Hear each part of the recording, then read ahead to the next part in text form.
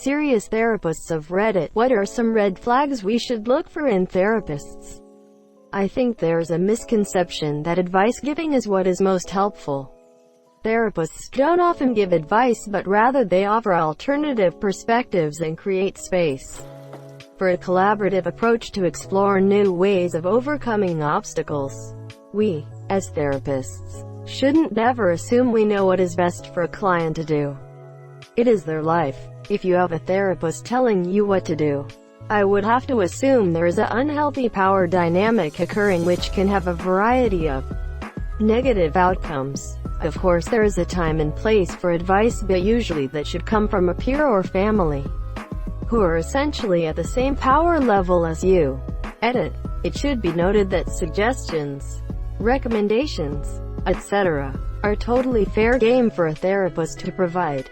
The difference between this and giving is advice is that giving advice assumes you know what is best and you're telling them to do something specifically.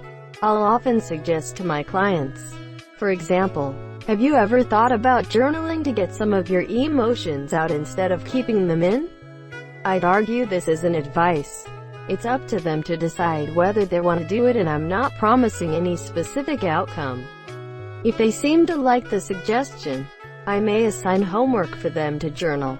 This is more concrete, like some of you have mentioned. But I don't think it is advice. Maybe it's semantics. Also, every therapist has their own style and personality. It's not always going to be a good fit between client and therapist. Shopping around for a therapist should be encouraged if possible. Find what works best for you. It's annoyingly true. My therapist flatly refuses to give me a checklist of what I should do with my life that she can. Then great, and then I'll know how close to perfect I am, monsieur. Apparently, that's frowned upon. Haha. The thing is, she very well could have said, do A, B, and C and that will fix this, and I would have gone with it and not actually grown at all. Instead, because she's good at her job, she doesn't, and she helps me figure out what I need on my own. It's a lot harder but infinitely more helpful if they immediately try to present you with answers to all of your problems, not lead you to your own solutions. There is a major distinction there.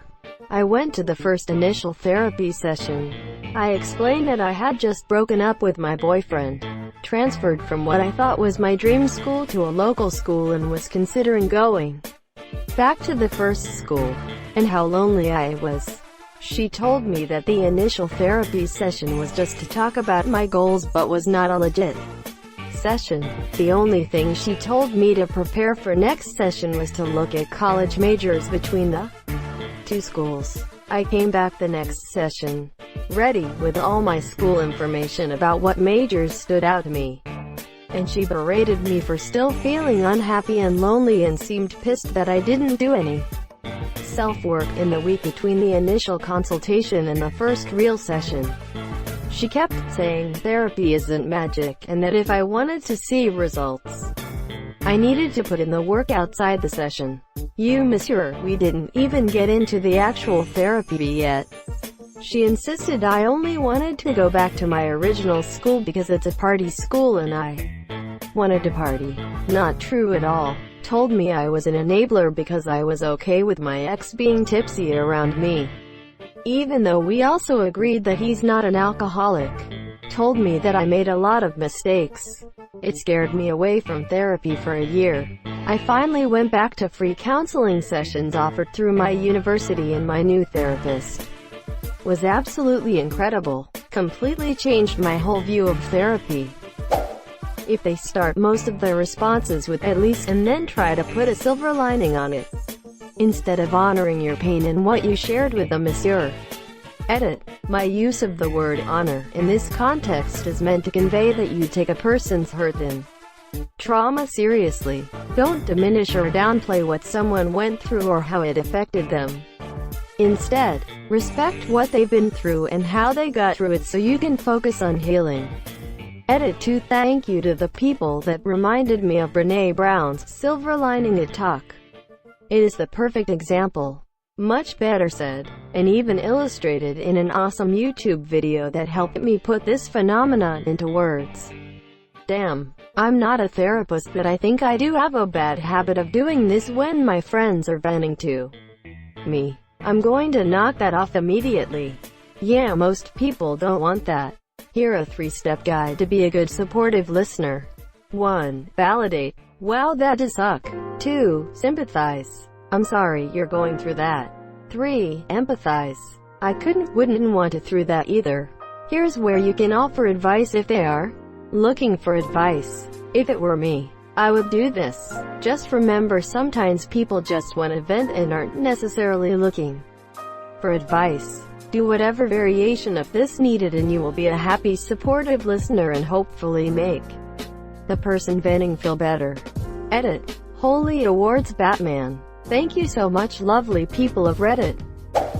If they work in a lot of things about themselves and their lives, you tell a tragic story of something you experienced and your therapist interrupts at the end with, "Shit, that ain't nothing." One time I actually saw a therapist who had fibromyalgia, and that's pretty much what it was. When I would talk about myself, she would talk about living with fibro, and that's basically what it felt like. I never went back to see her, and I let my psychiatrist know because she referred me to a practice, and they kinda just stuck me with someone. That lady said a lot of crazy shit about me being trans. Like, I don't usually agree with the whole trans thing, but it seems to be working for you. I honestly haven't even tried therapy since then. Asterisk therapist checks for messages during session. Asterisk therapist pushes their own religious views on their client. It's a stupid mistake, but it's common. Asterisk therapist discloses content of the sessions to third parties. Exceptions to this rule are consultation clinical supervision. When a therapist seeks a senior or colleagues for technical advice, or when patient's life is at risk. Asterisk therapist flirts with client. Edit for formatting and terminology. If they're distracted at all, check a text or email or anything during session. If they can get you in immediately, it may mean they don't have many clients. This could either mean they are very new or not a very good therapist. Could also mean they had a cancellation, so do some research. Any kind of flirtation, it does happen. Get out of there. Not helping you define goals to move forward. Some therapists are happy to take your money and just let you bitch about life for an hour, and while that might be a relief for you, it's only going to help long-term if there are actionable steps taken that are agreed upon by you and your therapist. This is the work of therapy and most important, but also when many people drop out. Edit. Also, I see life coaches popping up on therapy resource pages. They are not trained professionals. Avoid. Second edit. Didn't expect such a response, but I'm glad for the open dialogue. A couple good points have been made. Definitely, being able to get you in right away doesn't always mean something negative. I probably should have left that out altogether. Certain therapists, usually dialectical behavioral therapists, do need to be available 24/7, so certainly they might check phone, email, but they should also be up front with you about that aspect of their practice before you begin. And I'm sure life coaches can be helpful in some areas. My main issue is many are attempting to masquerade as therapists. The amount of hours of their training, 100 is what I read, does not compare to the schooling and the postgraduate hours, 2,000, others need to obtain for licensure to treat mental illness. With all of that said, this is a great discussion all around, so thank you to Up for beginning it. Greater than any kind of flirtation. Get out of there. Can't stress this one enough. I wouldn't want a therapist with such low standards. Thank you so much for watching and have a good day.